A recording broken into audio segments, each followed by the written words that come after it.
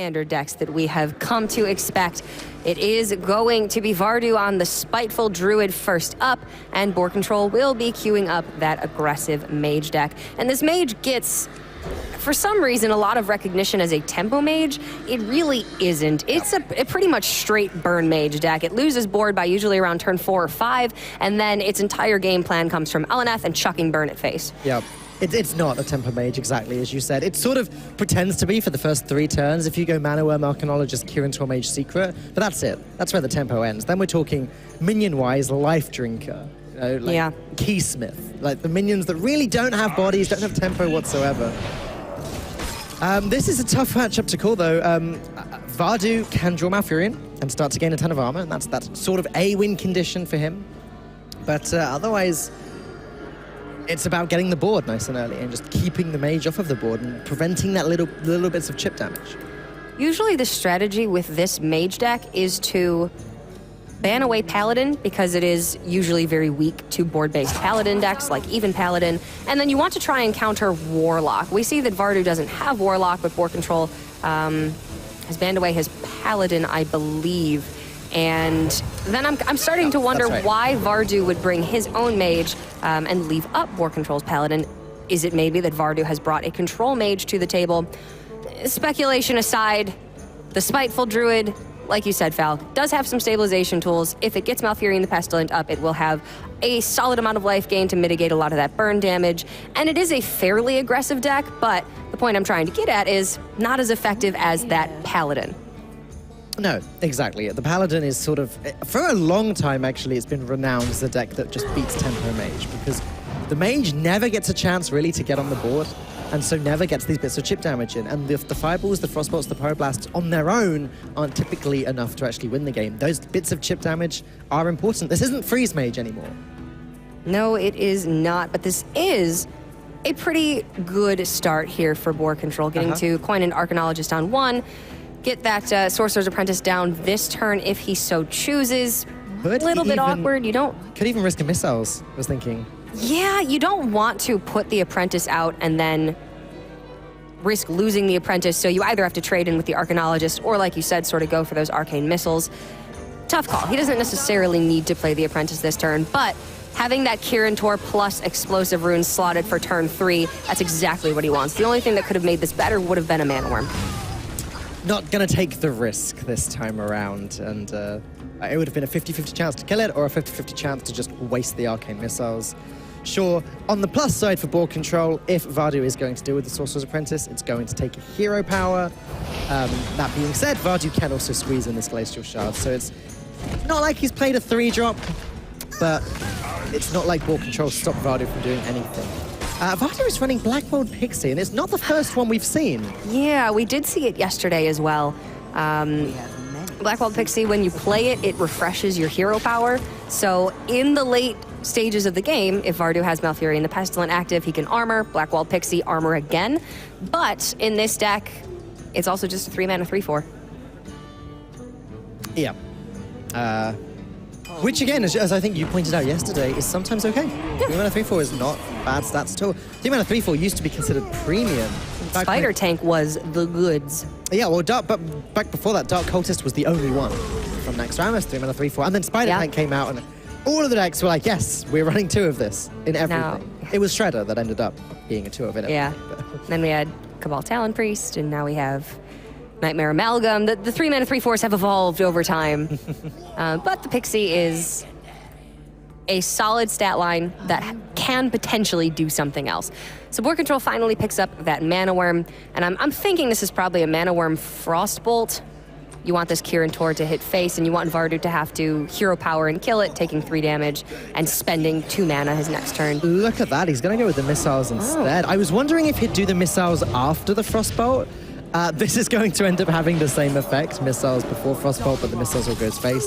It's kind of still good because it buffs the Mana Worm, and that in itself can be worthwhile. Vardu doesn't have a way of removing it. He hasn't drawn a silence or anything yet, so that Mana Worm is going to be free to keep dealing damage to the face, and that's not what Vardu wants to happen. I mean, the fact that BoarControl is ahead on board going into Vardu's turn 5 if BoarControl can maintain this board presence, going into Vardu's turn 6, Vardu will, if he's got it, want to play Spiteful Summoner. But that means that BoarControl not only gets an attack in this turn, he gets an attack in the turn that Spiteful Summoner comes down, and then pretty much wins that race every single time. And with this second Fireball pickup, he could just even go full face right now, and I think that's exactly what we're seeing here. Oh yeah, because Vardu's not gaining any life anytime soon.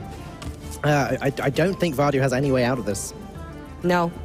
Malfurion couldn't come down for an additional turn. There are no life gain methods in this Druid deck other than the natural hero power, and that puts him to 6. Fireball does 6. And that is going to be all she wrote about this game. BoarControl taking the first one very swiftly, and this is a scary thing that the aggro mage can do. It can win games by turn 6, and it's one of those decks that it's kind of a weird phrase to say. It's almost a bit of a cliche, but it's a sweeper. It's a deck that can sweep. It absolutely is. It's a deck that I think really has a chance to shine in this format, and I think that's why we're seeing a fair amount of it, all things considered. It's not an obvious choice, and sometimes it really does suffer from poor draws. If you end up with all of your burn in hand against a board-based deck, you just cannot keep up. And there are plenty of decks in the meta right now that have a substantial amount of healing that the mage simply doesn't have the burn to kill through. But if you hit that little pocket of the meta, like Quest Rogue, like Spiteful Druid, occasionally like Warlock, then this mage deck really shines. Well, Vardu's not going to have much choice now but to play his Priest, as it's Priest or Warlock, and Warlock is not a deck you want to queue into this. So we know what the matchup's going to be. If Vardu loses this one, he is in big trouble. I believe I think he has a... Stream Brewer, are you going to say? No, I'm trying to think. I don't think he has a Warlock. Vardu? Does he not have a Warlock? I think he does. No, I'm not positive. Unless I'm... No, he has... No, he does a Warlock. Okay, Yeah. Never mind. Boar's the one that doesn't have the Warlock. Trust me here, Cora. Got this. Got this. I believe you, Falk. I'll give it to you. What's most important here, though, is that BoarControl does have a Mana Worm and a Frostbolt in his opening hand. It's about as good as you could hope. Yeah, that's pretty good. If you can have Mana Worm on 1, the ideal curve is Mana Worm on 1, Arcanologist 2, and then Kirin Tor plus Secret on turn 3. But as long as you're hitting that Mana Worm, that's probably the most important piece. And usually they're going to have some early spells to back it up. And then Vardu playing this Control Mind Blast Priest deck does have the natural Lesser Heal healing, does have Divine Hymns, which you're seeing in hand right now, and then Shadow Visions to get additional copies. Huh? More Divine Hymns, I was just going to say. Yeah, yes. That is... target number 1 in this matchup. Yep. Shadow Visions, usually you want to pull additional Mind Blasts against Warlock. That's really what this Priest deck was intended to beat, but it does have a fair matchup against Mage as well. Duskbreaker also going to be a big deal. Vardu wanting to pick that up within the next few turns to blow up Mana Worm, Kirin Tor Mage, etc. I mean, look at that. Just Arcane Missiles sort of as a Frostbolt to the face. Get him. That's a 4 damage missiles. Yeah, buffs the Mana Worm. Pretty good. There was a bit of time right at the beginning of the Witchwood release. This deck sort of existed in some fashion. Kobolds and Catacombs meta pre-Witchwood, but obviously it had, Cabal Crystal Runners and cards like that in the deck. Now, at the beginning we were seeing some Vex Crows in it, and that's where it still sort of maintained its Tempo Mage identity, but it really has sort of strayed away from that altogether and just become a pure burn deck. So it's not going to be fighting for the board in the early game. These spells, well, as I say that, this Frostbolt's probably going into the Wild Pyromancer, but I could be surprised. I really do think arguably the biggest loss from the rotation was the 1 or 2 one that allowed you to play a secret for free, because that was one where you could just empty your hand, right, and just keep drawing with the Aluneth and just use your tools very, very quickly, very, very efficiently. But now without that, sometimes your hand just overfills with the Aluneth. Falk, I'm not crazy. It said that Vardu had a mage before, but he didn't. He had Warlock. I wrote down Warlock. I don't know how that happened. Maybe I'm just psychic. Things happen, Falk, and mistakes are made. Just my mistake happened to be correct. Hush. All right, it looks like BoarControl is actually really considering getting that Kirin Tor Mage down this turn with the counterspell and potentially just going face with the Mana Worm, because the counterspell kind of shuts off the capabilities of the Wild Pyromancer outside of it just being a 3/2 body that can choose to trade over the Kirin Mage, which is a bigger threat right now, or the Mana Worm, which represents a bigger threat later on. You're not crazy, because I have written down that he has a mage as well. So Ha. For some reason I've lost Druid in my notes, even though he already played it. Let's just move on from that. Like, Got him. that was 50% wrong, 50% right, but more wrong than right. All right, so BoarControl playing that counterspell into Vardu's turn 3 with the knowledge that Vardu has the coin in hand. That was a very risky maneuver. He could have just gone with the Frostbolt, Mana Worm to face, and it's very unlikely that Vardu has anything to combat that Mana Worm unless it's Coin Duskbreaker or Coin and some form of silence like that Mass Dispel in hand. But instead, BoarControl went for the counterspell, leaving the Kirin Mage and the Mana Worm vulnerable if Vardu has the removal past the coin, which in this case, he did. Yeah, I mean, he's stabilized in a game that was starting to look like he wasn't going to be able to stabilize. And now I'm looking at both of those Holy Fires in Vardu's hand and thinking, that's 10 more healing, whilst also removing whatever BoarControl has. Suddenly, things are looking a heck of a lot better for Vardu. I think this one is... So, one of the things about this aggro mage is it's really pretty easy to tell when it's lost its steam, when it's lost its edge, and it's when it runs out of cards. And it's pretty much out of cards right now. Yep. Unless BoarControl finds Alaneth within the next turn or two, I think this one is going to be pretty fiercely in favor of Vardu. And even if Board does find Alaneth, Vardu still has 16 life gain in hand with Alexstrasza and the natural hero power every single turn. The problem is BoarControl needs the cards, and he also needs to put himself on the board somehow. He actually needs the minion pressure, because again, if he drew every card in his deck right now, that's only so much burn damage. Yeah, minion pressure is just not going to happen. He's not going to be able to stick something. What we can see, at least, with the double Holy Fire in hand, Vardu doesn't have to throw those to face. He's at a safe life total right now. He doesn't need the healing, and he's not going to give up his minion removal in the form of those Holy Fires. But he's going to be perfectly fine, I would think, using Holy Fire just to remove, if this were a Mana Worm, even this Arcanologist maybe could be enough to sway him. BoarControl has 2 Fireballs, 2 Frostbolts, 1 Missiles, and 2 Cinderstorms, right? That's the rest of his damage, plus, I guess, a Life Drinker or 2. Yeah, so 5, 10, 22, 25, maybe 28. Yeah, but that's great, but every single turn, Vardu's healing. Yes. And he's got another Divine Hymn, and he's got Alexstrasza, and he's got the Holy Fires. Boar's probably got a Pyroblast, too. Oh, sorry, did I not say Pyroblast? Yeah, and Pyroblast So as well. maybe 40 damage in the deck, But- maximum. At 26 health, that's only using the hero power, 7 times for Vardu? And then Divine Hymn is another 6. Holy Fire is another 10.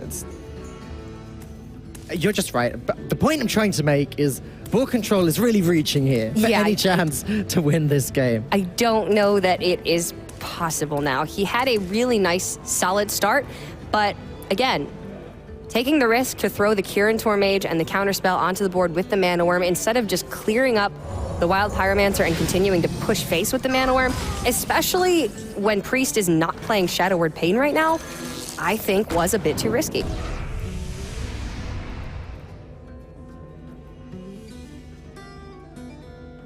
BoarControl is just like, yes, I got a minion on the board. Let's do this. Let's do this, Life Drinker. Gonna get him. 10 times. Life Drink is just doing its little Leroy Jenkins impression. So, do you play Hearthstone with headphones on, right? Well, with sound on. And with sound on, yes. When a fly or a mosquito buzzes past your ear and you flinch? Yeah. Yeah, whenever anybody plays Life Drinker, I get that little flinch. So I don't get that because we don't really have mosquitoes in England.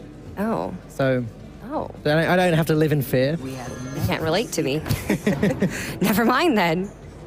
Anybody out there who can relate. It's like a visceral response. Yeah, I don't think this is gonna happen for Boar. He has managed to get a Kirin on the board. He's got the explosive runes and the counterspell active. What's he even hoping for at this stage? I guess it can only really be a Luna. Christmas miracle. It's not Christmas. It's pretty far away from Christmas at this point, actually.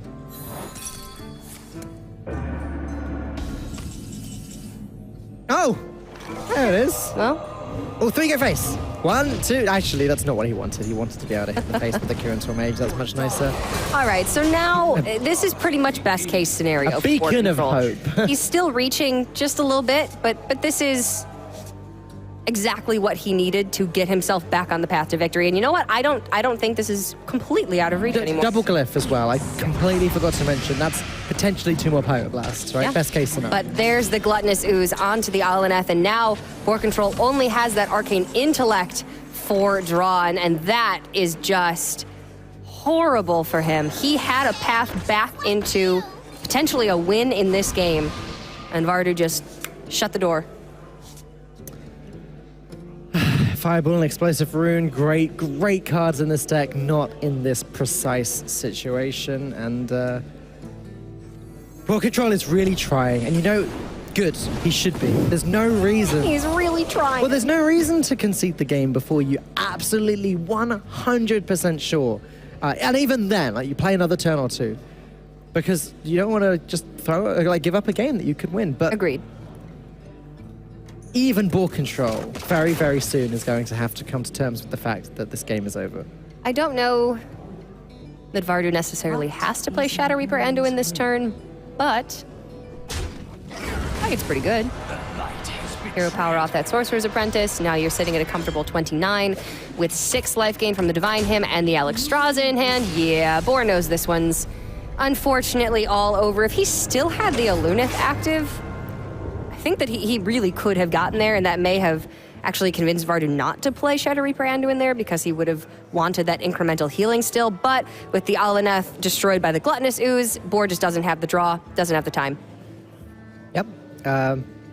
That was just rough from those early turns with the early Divine Hymn, etc. Very difficult for BoarControl to come back from that. And Vardy's very much evened up the playing field here. He's still got his Warlock backing him up. BoarControl needs to find a counter to Vardu's Priest, and I think it's going to be Spiteful Druid. Yeah, Paladin into this type of Priest just feels a little bit too bad. No. You're not a fan of that? You don't choose that matchup, Cora. No, it's not unwinnable, but it's not ideal. The Spiteful Druid is going to be a little bit slower, but also a little bit less flimsy on board. Mm. Paladin is never unwinnable, right? Like that deck is just solid. Yeah. It can beat anything. That's why we see it so much. So BoarControl starting out with the Firefly and the Vicious Fledgling. Yeah, and any Fledgling on the board can be pretty devastating against a Priest. The Priests don't run Shadow Word Pain anymore because Duskbreaker sort of does the same thing but better. Obviously, if Vardu does draw Duskbreaker, then that's a way to deal with the Vicious Fledgling easily, but I do like the logic in keeping that here. Yeah, and since Boar is on the coin, you can coin out the Vicious Fledgling and maybe get it to attack face and adapt before Vardu has access to that Duskbreaker on his turn 4. We were seeing this Spiteful Druid deck have so much success yesterday. It was the most highly represented deck at HCT Americas a couple weeks ago. Crazy. But I do also think it had a pretty poor win rate there. It just doesn't. If you asked me what the best decks in the meta right now are, I would not put Spiteful Druid in the top 3. No, I'd probably put it top 5. Yeah. Is someone injured? But you know, I'm thinking Quest Rogue, I'm thinking Paladin, I'm thinking Priest, I'm thinking Cube Lock as the top 4, and then Spiteful maybe as 5th. Yeah. Well, it has a definitive place in this meta and in these lineups in Last Hero Standing when aggressive decks have the ability to sweep as well as they often do. This is maybe a format where you would rather have this type of Spiteful Druid than a Quest Rogue, which maybe thrives a little bit better in a ban strategy in a Conquest format. So BoarControl actually went ahead and played the Firefly down on turn 1 into the Northshire Cleric there. How do you feel about that one, Falk? Because I'm always very hesitant to just give my opponent a draw, even if it does mean that they're not going to play, say, a Tempo Wild Pyromancer that And turn. that is the counter argument, isn't it? It prevents them from playing anything after. BoarControl was planning for this turn 3 Vicious Fledgling turn, and if his opponent is just trading and healing, which he probably is, it means he's safe to play the Fledgling. It means that they can't be punished by a Duskbreaker or something immediately because he coined it out. It's come together beautifully, and if this Fledgling gets Wind Fury right now, suddenly he's in with a shot. Wind Fury into Stealth would be great. Oh! I mean, Divine Shield's quite good. It allows him to clear the board with it, but the Cleric has to trade first and then the Ooze. However, Master Spell, especially now the Greedy Sprite is on the board, is a really good play from Vardu. Yeah, Boar was not happy to see that one. Vardu, initially, it looked like he was going to have to go with that Duskbreaker there, but with the Master Spell off the top, that is a much preferred method, denying the ramp. And his board ends up dying anyway, so very similar result, but you get to hold on to that Duskbreaker for this turn. And now, Vardu not only has cleared the board, but he has put up his own beat stick on his side. The minions in the early game for the Druid are okay. They're not the strongest minions in the game. They compound very well with each other, and they work very well with Prince Keleseth. That's why you see this deck exist. Funnily enough, Druid of the Scythe does not work well with Keleseth because it's gentle. But everything else... Druid of the Claw either. Everything else, yeah. A weird interaction. But Spiteful Summoner on 6 is the big one. BoarControl doesn't really want to be in this position where he's having to put his rush minions and trade into Vardu's board and keep them off the board. Vardu's done a great job of claiming the early game. However, let's just see what comes out of this Spiteful Summoner, because there's one particular card that could cause Vardu a couple turns of pain. Couple turns? More like... Well, he's got a couple turns. That's the one! Bingo! All right. So, there are only 5 minions that you can get off of Spiteful Summoner from 10-drop. Tyrantus, of course, being the best in the face of Shadow or Death. Going into turn 7, however, though, BoarControl was obviously worried about Psychic Scream. If there is a Psychic Scream, that's fine. Nothing that he can do to prevent that. But in that case, actually, the best minion that he could get off of Spiteful Summoner is Emrys. Shuffle it back into the deck. Maybe you get to draw it. Maybe you get to play it. I don't mind playing a 10-mana 12-12 that my opponent still can't deal with.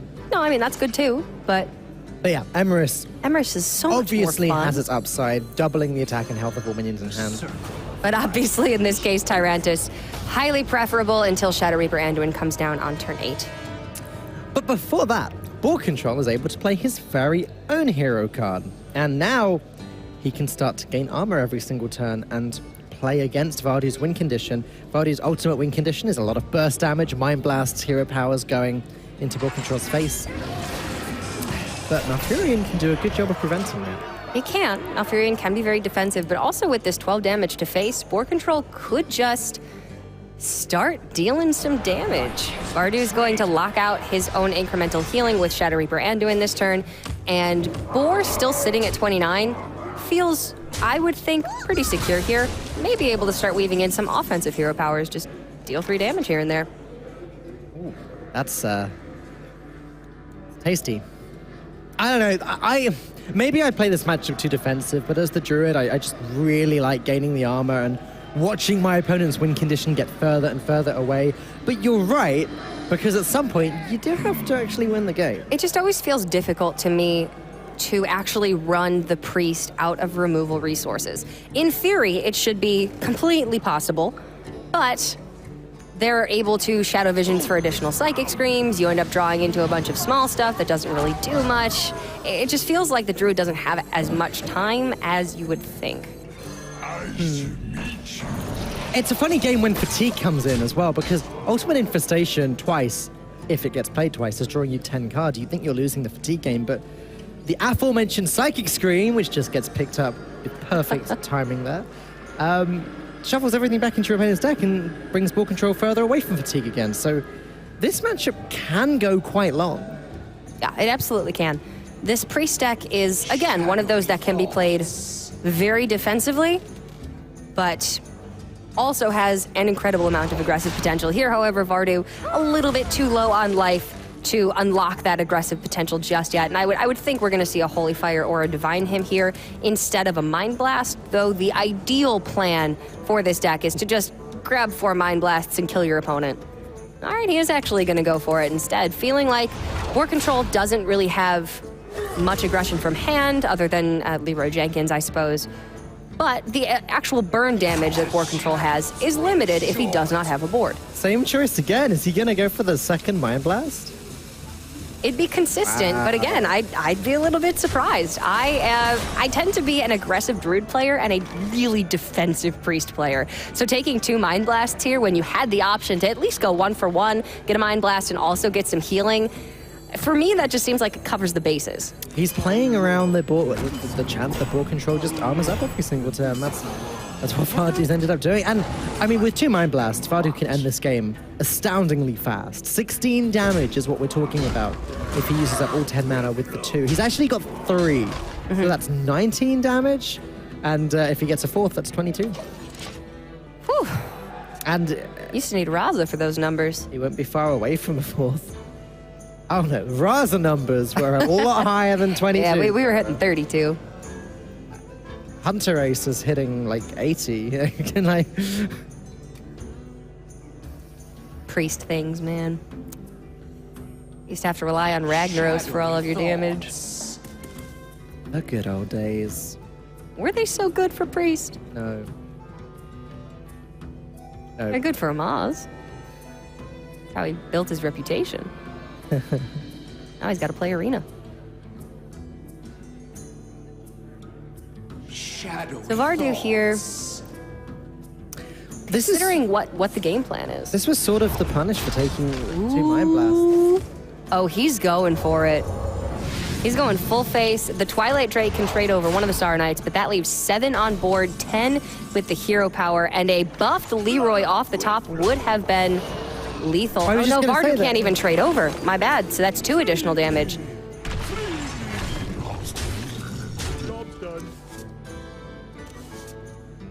I will admit we don't have the deck lists in front of us. Maybe there's a possibility that Boar isn't running Leroy. Vardu is 2 off lethal. Mind Blast is going to do it though. Man. 22 damage up from the 19 that was available. 21 health for BoarControl. Vardu breathes the biggest sigh of relief, and look at BoarControl's face right now. Look at that. He cannot believe what he just lost to. The biggest smile on Vardu's face. I cannot believe it, Cora. I don't think BoarControl thought in a million years that both of those Shadow Visions would have resulted in Mind Blasts. And he probably had a good grasp on the remaining spells in Vardu's deck, knowing that there were Divine Hymns, there were Holy Fires, because the deck lists are open. And I myself would have never thought that my opponent would go full aggro there, but it paid off in spades for Vardu, and now he's at a 2-1 lead, and he has the potential to bring this one home with this Priest deck in a very favored matchup against the even Paladin from BoarControl. Falk, you said this is the matchup that you really hate playing. Yeah, I mean, not only is Vardu favored because of that, but look at Boar's face right now. Like, he's tilted off the side of the earth. His face is telling the full story. That 4th Mind Blast, I think it really has blasted his mind. He's probably got the biggest headache right now. And yeah, now he has to beat Duskbreakers with Paladin, which is not an easy task. Vardu is just keeps smiling. He's having a great time. He is a happy guy right now. Quad Mind Blast, going into a favorite matchup. Even if you manage to lose this, you got another try. How bad can it really be? Not a bad try either with Warlock. It's not a horrible matchup, especially if it's Control Lock. I think, again, it's probably another slightly favorite matchup for him. This matchup shows you like how hard it is for the Paladin. As you look at BoarControl's Mulligan, he's throwing away 2 2-drops there. Amani and Knife Juggler all going away. He's looking for Blessing of Kings. There it is. Call to Arms. And just the other sort of long-lasting cards that can allow him to win the game later on. He can't just rely on an early board. Duskbreaker will see to that. It always seems very counterintuitive to throw away a lot of your proactive tools, like Amani Berserker in that case, because the natural curve of this deck is hero power on 1, 2-drop on 2. And when you throw away a powerful 2-drop in your opening hand, you run the risk of not having a 2-mana play. But, like you were saying, Boar knows that to win this game, he needs Blessing of Kings. He's going to need Valinir is going to be very nice, and he's going to need Call to Arms. So he's thinking towards that ultimate game plan rather than just that immediate gratification of, I want to play a minion on turn 2. And it's actually matchups like this where I think Loot Hoarder and Thanos really shine because, yeah, the board gets cleared, but so what? You still get the draw. You still restock your hand. It's doing something. Especially since you're not playing Divine Favor, you simply can't in this deck. So the reload is very limited to those cards in particular. BoarControl off to a rather aggressive start. Vardu hitting the power word shield, healing up. trying to, stem the blood flow a little bit, but obviously we can see Duskbreaker and multiple Dragon Activators in hand, so whatever Boar plays, except for Blessing of Kings this turn, would get heavily countered by that Duskbreaker, but this Blessing of Kings is very powerful, unless there is a silence effect or a shadow or death. It's like I said to you, that's what he was looking for in the Mulligan. It just makes such a big difference being able to stick that into a Duskbreaker turn. But as you said, the silence now going to do some pretty serious damage. Oh dear. It's kind of the issue.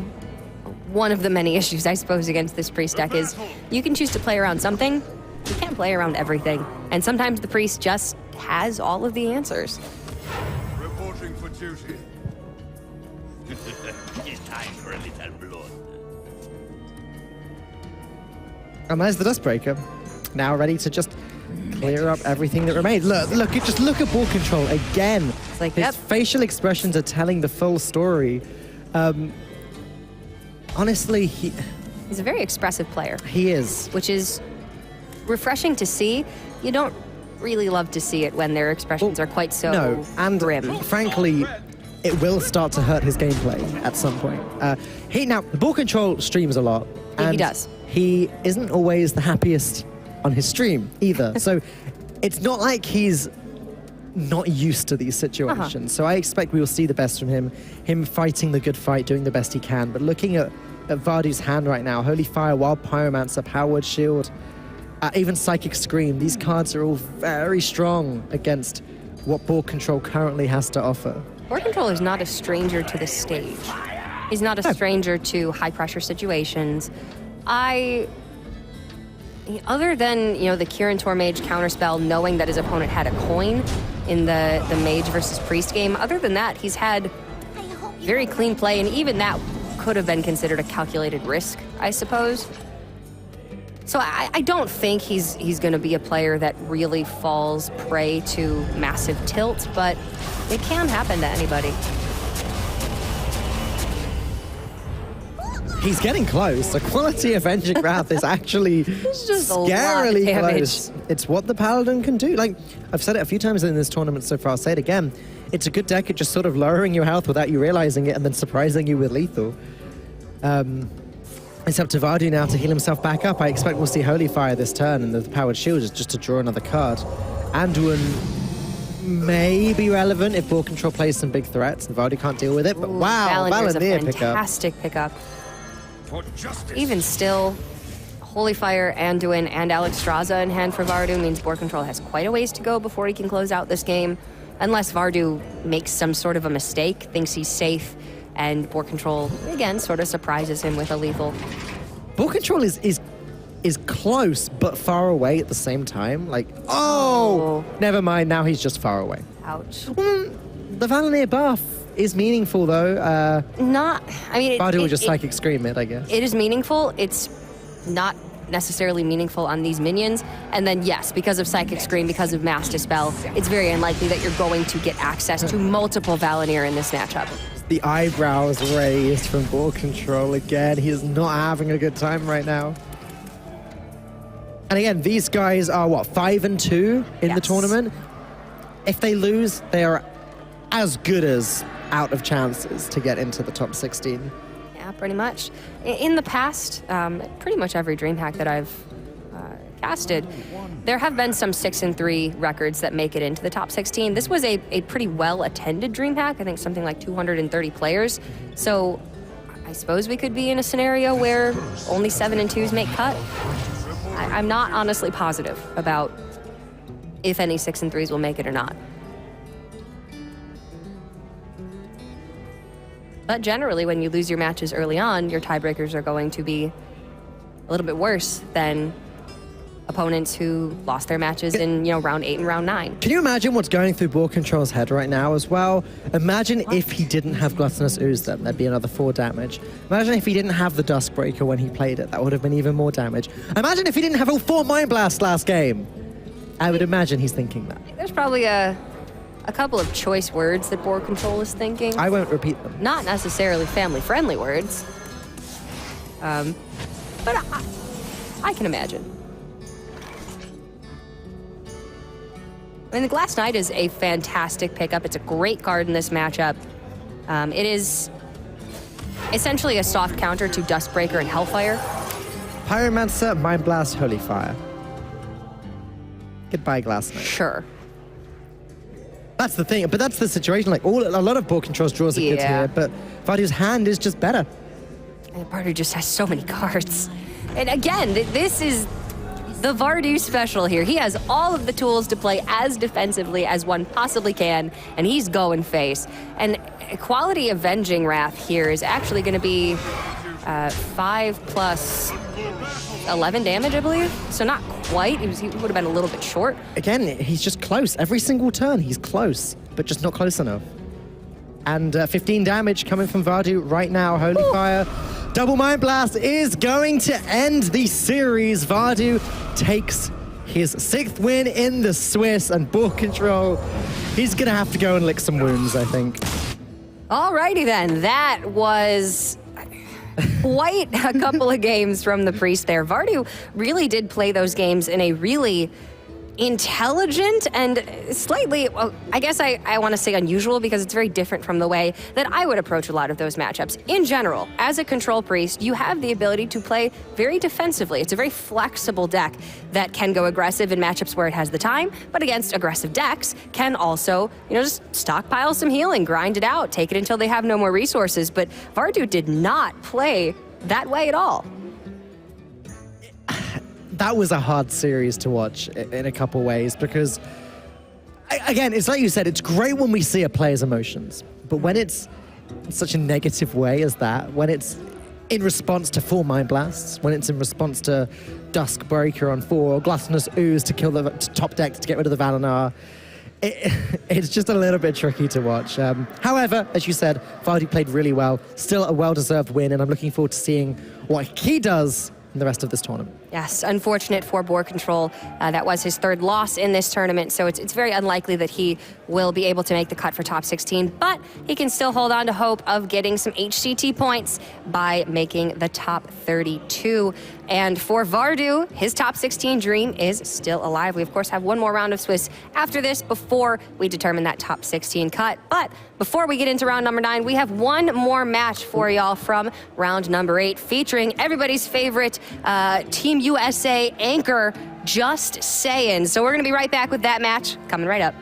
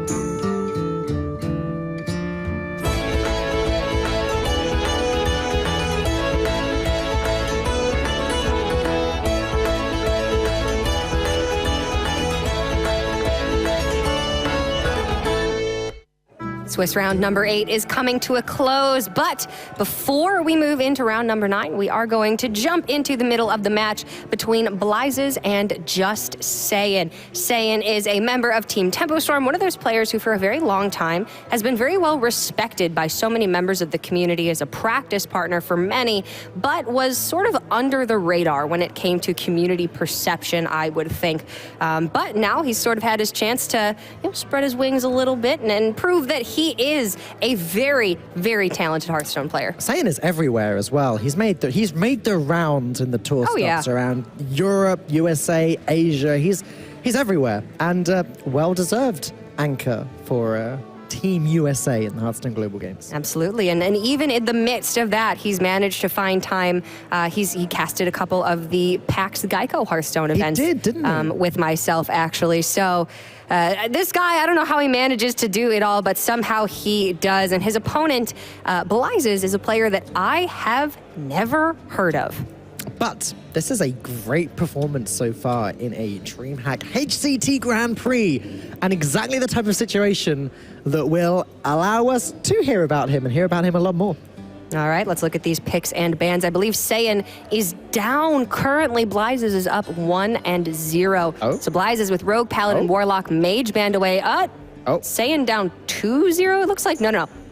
Graphic is incorrect. Apologies for that. Saiyan is down 1-0. So he has the Rogue, the Warlock, and I believe his Priest was the deck that he lost with. Okay. So his Paladin has been banned away, and his Priest is now removed from contention. So Saiyan will have to win the next 3 games with the Rogue and with the Warlock. Okay, so a Control Lock, Rogue. Sure. Okay, this is it's difficult to sort of talk about this a lot when we've missed some of the series going into it. Yes, I don't know what Blizes is continuing on with in this next matchup. And that's where it gets a little bit confusing. Mage banned by Blizes doesn't surprise me in the slightest, given he's running Warlock and Rogue. There we go. The Warlock is nice and green again. But we've seen a lot of Warlock mirrors, I think, in this tournament so far. I would definitely expect to see another one of those coming up in the immediate future. Saiyan does not want to go up against Blizes Paladin with his Rogue, assuming that is a Quest Rogue. That's going to be one of the worst matches for Quest Rogue. You do not ever want to willingly queue into that. It's not unwinnable, but it's very, very difficult. So let's go ahead and jump into game number 2 and find out what we're working with here. Blizes won game number 1, okay, with his own Quest Rogue. So Saiyan is going to queue up the mirror here. Totally understandable. I am always very uncomfortable when it comes to Warlock against Rogue, especially if it's a Control Warlock that Saiyan brought instead of Cube. That is a very difficult matchup to win. So instead, he's going to go for the mirror. Yeah, okay, so Blizes just beat Saiyan's Priest with his Rogue. That makes a lot of sense. Yeah, and the counter queue makes sense too. It's this is going to be a tough matchup, though. I always find the mirror so fascinating, both to play and to cast. And something that's worth pointing out straight away, Igneous Elemental in Blizes' hands. 2 Igneous Elementals. That's a card that I believe has fallen pretty significantly out of favor. Yeah, it's definitely phased out pretty much completely, although I guess there are still some players who like to run it and like to sort of go all in on completing their quest with Flame Elementals. Although with the introduction of Sonya Shadow Dancer into the deck, it's much easier than it used to be to complete your quest via cheap charge minions. So the Stone Tusk Boar and the South Sea Deckhand. But Blizes just has a bit of a more firm completion strategy with those Igneous Elementals. I do wonder, though, what is he not running then? Well, aside from that, another issue is in the mirror, how does he actually get them killed off? But that's a great question. He's not going to complete the quest by shadow stepping Igneous Elementals. So Saiyan will simply not kill them. And that's an issue in of itself. As far as what is he not running, I would imagine Wax Elemental is one of the cuts for Igneous. I think Valera is another one. Okay. Back when this expansion first came out, there were 2 sort of separate lists. There was the Firefly Igneous list, and then there was the Wax Elemental Valera list. And although they sort of combined, some people run Fireflies with Valera and Wax Elemental. I'd be very surprised to see both Igneous and those cards. It's too much value. You don't need Igneous and Valera. No, once you get into the end game, the Rogue usually has that locked up with just Valera the Hollow. And we can see Saiyan has Valera in hand, likely no Igneous Elementals in the deck. I would say his is the more standard Wax Elemental variation on the deck, but already with 2 Boars in hand and a Shadow Step, Saiyan is closing in on being able to complete that quest. He's got a little bit of time because, again, as long as he doesn't kill this Igneous Elemental, Blizes is not going to go in on Shadow Stepping duplicates of Igneous Elemental because that is far too expensive, and that is not the plan here. Having drawn a Firefly as well, though, Blizes, he's remarkably close to completing this quest. But like you said, they're not going to die. I mean, Saiyan has prepped Shadow Step. I don't think he's feeling too pressured into having to use it right now, or prep Vanish, excuse me, but vanishing these Igneous Elementals moving forward. What's really funny about that, though, is that then it does actually unlock Blizes completing the quest with Igneous Elemental. Just replay them in Shadow Step 1. It's expensive. It's really expensive and slow. But hey, it's a way to complete the quest. You know, my mind goes to it's bad, but is it really so bad if you complete the quest before your opponent? Because that's kind of what this matchup is all about. Get the quest done, get your big minions online before your opponent, kill them fast. So it looks like Saiyan has already committed himself to completing this quest with Stone Tusk Boars. I guess it's the cheapest option. And also by Shadow Stepping 1 next turn, Saiyan can play both, then prep out Vanish, and then play both again, completing the quest. Though, the weird thing about this matchup is that when you are in the mirror, when your opponent does have a board full of minions, you don't really want to vanish them. You only want to vanish your own minions. Vanishing your opponent minions can just give them more and more value. Man, this is weird. It is fair. So, I mean, Blizes knew this was his game plan from the get-go. He wants to play 5 Flame Elementals, complete quest. And Saiyan is actually, he's taken quite a bit of chip damage right here. And he also needs to, like you were saying, vanish his own minions to complete his own quest, but if he vanishes his opponent's minions at the same time, then Blizes has priority, gets to play the Flame Elementals, complete the quest, and likely, if he's got preparation, play the quest the turn after Saiyan plays Vanish. The issue for Saiyan now is if he does play both Boars and then Vanish and then play the Boars again, if Blizes has preparation in his hand, he can play Flame, 5/5 Flame, prep, quest, activate. Exactly. So, if just Saiyan knew there was no prep there, I think he'd go for it. But he doesn't know that. He has no way of knowing that. He knows there's 1 Flame Elemental in hand for Blizes and 2 cards that he has pretty much no read on. But I think that Saiyan can't afford to win, or can't afford to wait if he wants to win. So he's just gonna go for it here and hope that Blizes doesn't have the preparation to be able to play the quest next turn. At least with a board. Oh, Saiyan doesn't even have to play these. No, next turn he can coin out both Boars and then complete the quest. him. Hit for 10 immediately. It's not bad at all. His follow-up isn't so great after that, but right now he's more concerned with what exactly Blizes is going to do this turn. All right, now that has to be quest complete. Yes. I can't see the number, but there's no way that is not it done.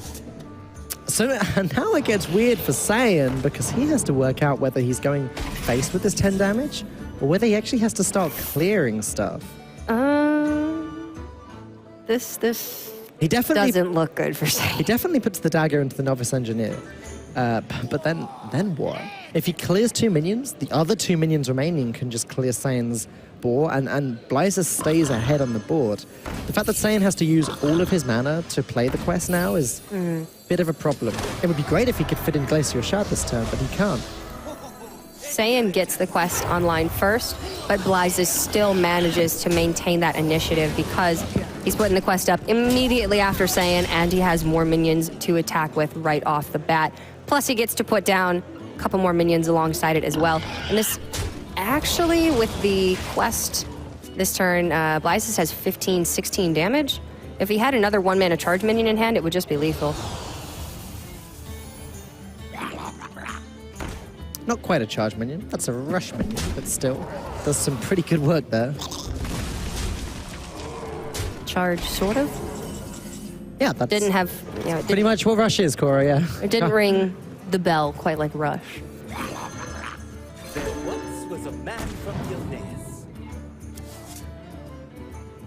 So Saiyan just needs to prevent the lethal here from Blizes. It's going to go up to 15.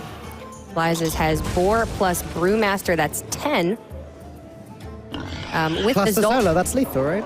you got to kill the Boar to get... Oh no, it's Zola. I was thinking it's Sonya. No, that's 15. Yeah, it's lethal. It was like 3-mana legendary minion. Just about. Totally It's Sonya. exact damage Yes. that he needs for lethal. That as is well. lethal. Blizes takes his second win in a row with the quest row. Saiyan now just has the Warlock. That is not a good position to be in. No. Let's hope for his sake that it's a Cube Warlock, because Control Warlock against Quest Rogue is just one of those matches that feels pretty dang hopeless from the turn that they get that quest online. And Saiyan going down 0-2, he's in a bad position. There's no two ways about it. And again, it's the issue with the mirror that I was talking about earlier, where you don't want to play the Vanish because you give your opponent so much value and you speed up their quest completion as well. And although Saiyan did speed up his own quest completion, he accelerated Blizes' quest to the limit. He just didn't really have a choice, though. I mean, he was taking something like 10 damage every turn from the amount of small, bad minions on board that, you know, it just adds up. And it illustrated the strength of Firefly. Yeah. Because Quest Rogue cannot deal with 1/2s with a dagger. Igneous Elemental in the mirror, you would think that it's not all that great, but there it proved to be quite useful for Blizes. So Saiyan has a mountain to climb if he wants to win this series. And Ironbeak Owl Defile Hellfire could be Q-Block, could be Control Warlock. The big differences between the two decks nowadays is honestly just the existence of Doomguard.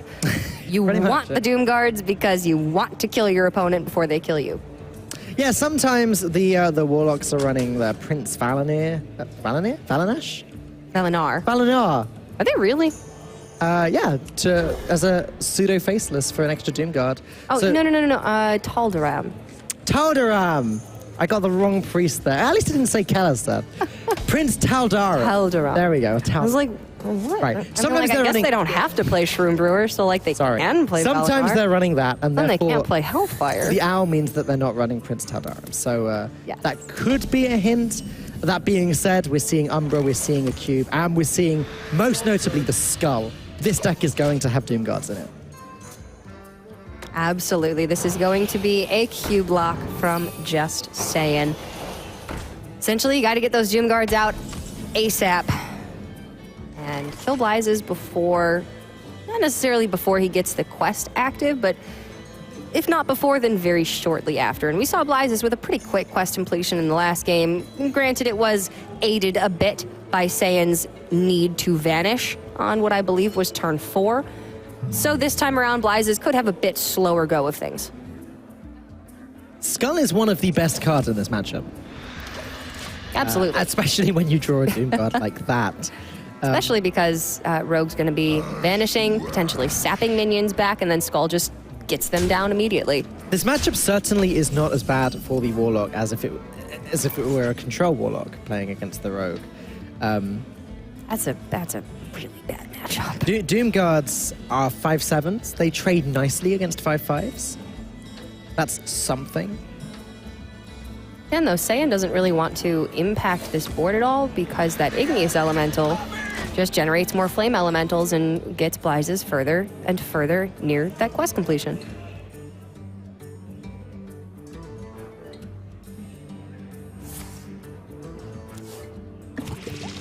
Oof, double Novice Engineer. Good refill. On the slow side, but yeah, exactly. One of the issues the Rogue can run into is just running out of stuff. And as I said, the Igneous Elemental build of the Rogue is less likely to run out of stuff in the first place.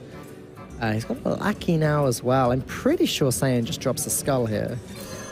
He does not have Dark Pact in hand. That's the one card he would really love right now. If this Skull pulls Doomguard next turn, Saiyan can immediately attack for okay. That's not something you expect. Oh, Look at he that. just Saiyan concedes! Oh Whoa. my Now, god! if that's not tilt at work, I do not know what it is. This has been a painful round of the Swiss for everyone involved, I think. You say tilt, Falk, I say it's being realistic. That was pretty much all Saiyan had to win the game. He doesn't have a Dark Pact for the lackeys in hand. One Doomguard in hand already. he didn't have the damage necessary, and Blizes was going to complete that quest pretty quickly with all of the flame elementals that he had in hand. That was a 3-0 quest rogue sweep for Blizes up against one of the best players in the world, the Team USA anchor Just Saying. That was a pretty heartbreaking match for Saying, I'm sure. 2 heartbreaking matches. We just saw 2 heartbreaking matches. That's what this round of the Swiss has been. It has been a heartbreak for one player and a big amount of success for the other. Blizes, again, we don't know who he is, but beating Just Saying is a big deal. It's a round of underdog stories. And I really enjoy an underdog. I tend to root for the underdogs.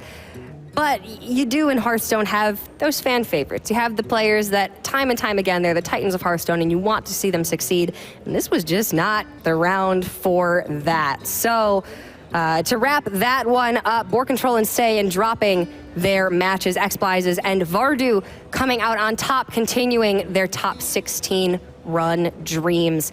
That is going to be it for round number 8 of the Swiss. We do have one more round coming your way before we determine who our top 16 for Dreamhack HCT Grand Prix at Tours will be. So stick around, guys. Our final Swiss round is coming right up.